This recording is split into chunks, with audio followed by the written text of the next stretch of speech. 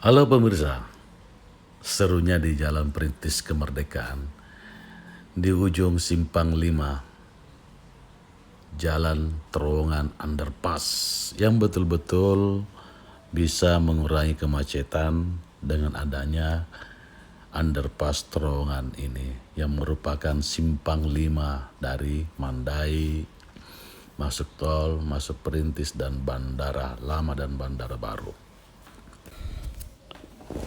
Underpass ini, jalan terowongan dibangun pada tahun 2015 awal, yang membuat kemacetan di persimpangan tersebut bisa diberikan jalan atau membuat jalan semakin lebar dan menghindari kemacetan. Dari awalnya memang jalan ini memang ada pembebasan lahan sehingga ada beberapa lokasi tanah kiri kanannya itu tidak dapat dibebaskan karena akibat masyarakat yang kurang memahami pentingnya yang namanya jalan di depan rumah kita. Diketahui bahwa volume kendaraan yang melewati simpang 5 tersebut pada jam sibuk kira-kira mencapai total yang kendaraan yang lalu lalang sekitar hampir 11.000 kendaraan per hari. Di antaranya di Jalan Perintis Kemerdekaan arah Makassar, 2.321 kendaraan dari Jalan Perintis Kemerdekaan arah Maros sekitar 5.000 sampai 6.000 kendaraan. Untuk di jalan tol seksi 4 yang Saut 337 kendaraan jalan poros bandara kira-kira dari arah bandara sekitar 800 lebih kendaraan dan jalan poros dari ke Auri itu sekitar hampir 400 kendaraan. Saat ini memang desain sedang difinalisasi dan diperkirakan kebutuhan konstruksi adalah sekitar 150 miliar. Jadi rencananya sendiri akan meliputi pembangunan underpass, road dowboat, dan pelebaran samping panjang penanganannya adalah 1.000 meter atau 1 kilo dengan panjang konstruksi underpass sekitar 120 meter, lebar 2 kali 9 meter, serta membutuhkan lahan sekitar 1,97 hektare. Underpass Simpang 5 ini memiliki panjang mencapai 105 km dengan panjang terowongan 110 meter dan lebar sekitar 20,6 meter. Memang Gubernur Sulawesi Selatan di saat itu adalah Syahrul Yassin Limpo yang meresmikan dengan Susilo Bambang Yudhoyono. Underpass Simpang 5 ini merupakan terowongan bawah tanah atau tunnel pertama yang ada dibangun di kawasan Indonesia Timur. Kita semua menjadi saksi sejarah, menjadi orang pertama yang melintasi di underpass pertama di Indonesia Timur ini. Jalan ini, masyarakat dan pemerintah dapat mengurai kemacetan di kawasan Simpang 5 Tol Mandai yang sudah sangat parah dan berlangsung selama 5 tahun terakhir. Dengan adanya underpass ini dapat mengurai kemacetan sehingga arah dari tol, arah dari Jalan Perintis, arah dari bandara dan arah dari Mandai dan arah dari Auri itu bisa diurai di Simpang 5 underpass, membuat kendaraan sudah tidak macet lagi. Memang ketika kalau underpass ini tidak ada, sangatlah kita merasa resah ketika ingin melakukan suatu penerbangan ke luar provinsi, masuk ke arah bandara itu jauh sebelumnya kita harus berangkat menyiapkan waktu 2-3 jam atau 5 jam sebelum take off. Sekarang dengan adanya underpass ini kita hanya bisa 1 jam sudah bisa masuk ke dalam bandara agar kita tidak terlalu lama menunggu di terminal bandara. Inilah asas manfaat dari underpass Simpang 5 Mandai.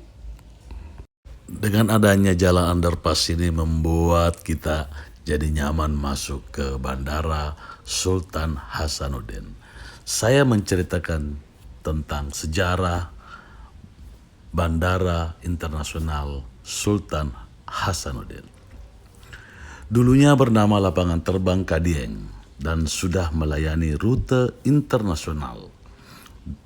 Tapi harus ditutup sejak tahun 2008 karena banyak maskapai penerbangan rute internasional mengalami kerugian.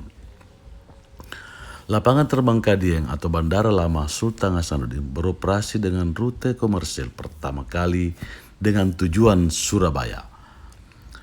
Memanfaatkan landasan pacu dengan jenis rumput sepanjang 1.600 meter kali 40 meter. Dan saat ini disebut runway 0826 yang diresmikan pada tanggal 27 September 1937 dengan pesawat awal Douglas D2 F6 yang dioperasikan oleh perusahaan penerbangan Belanda atau Kenil Lem, Nederland Industrial Luftvaart Maskapai. Bandara mengalami peningkatan kembali di masa penjajahan Jepang dengan melakukan perbaikan landasan pacu yang awalnya rumput menjadi beton. Namanya pun menjadi Lapangan Terbang Mandai. Penambahan landasan pacu pun terjadi dan dilakukan oleh pihak sekutu pada tahun 1945 dengan runway 13 sampai 31 yang dibangun dengan ukuran 1.745 meter kali 45 meter. Pekerja saat itu mencapai 4.000 orang dan bekas tahanan yang perang Jepang atau disebut Romusa. Pada saat Jepang meninggalkan Sulawesi Selatan, bandara kembali ke pangkuan tanah air pada tahun 1950 dan pengoperasiannya serta pemeliharaannya dipegang oleh Jawatan Pekerjaan Umum Seksi Lapangan Terbang. Selama pengoperasiannya, bandara ini menjadi salah satu bandara tersibuk karena menghubungkan Indonesia bagian barat dengan Indonesia bagian timur. Pada tahun 1955, pengoperasiannya dipegang oleh Jawatan Penerbangan Sipil yang saat ini disebut Direktorat Jenderal Penerbangan Udara. Landasan pacu pun ditambah panjangnya menjadi 2.345 meter kali 45 meter dan diubah namanya menjadi Pelabuhan Udara Mandai. Nama Sultan Hasanuddin dijadikan nama bandara dimulai pada tahun 1980 sekaligus diperpanjang landasan pacu 13 datar 31 yang awalnya 1.745 meter kali 45 meter menjadi 2.400 kali 45 meter. Setahun kemudian bandara ini difungsikan menjadi bandara embarkasi untuk mengantar calon jemaah haji ke Tanah Suci di tahun 1985. Namanya kembali berganti menjadi Bandara Udara Sultan Hasanuddin. Bandara Udara Sultan Hasanuddin mengalami peningkatan sejumlah penumpang dan wisatawan di luar negeri serta melalui keputusan Menteri Perhubungan KM 61 1994 yang keluar pada tanggal 30 Oktober tahun 1994. Melalui keputusan itu Bandara Udara Sultan Hasanuddin resmi menjadi Bandara Internasional Sultan Hasanuddin. Pada tanggal 7 Januari 1995, Bandara Internasional Sultan Hasanuddin diresmikan oleh Gubernur Sulawesi Selatan yaitu Bapak Zainal Basri Palaguna. Penerbangan Makassar Kuala Lumpur dibuka pada tanggal 28 Maret tahun 1995 oleh maskapai Malaysia Airlines System atau MAS, disusul oleh maskapai Seal Air yang membuka rute Changi Airport, Singapura. Kita perlu mengetahui rute internasional Bandar Udara Sultan Hasanuddin sudah dimulai sejak 1985 Di saat bandara ini dijadikan bandara embarkasi haji yang melayani rute Makassar-Jeddah. Selain itu, bandara ini sudah menjadi bandara yurisdiksi Indonesia Timur yang melalui rute hingga ke Papua Nugini serta Australia.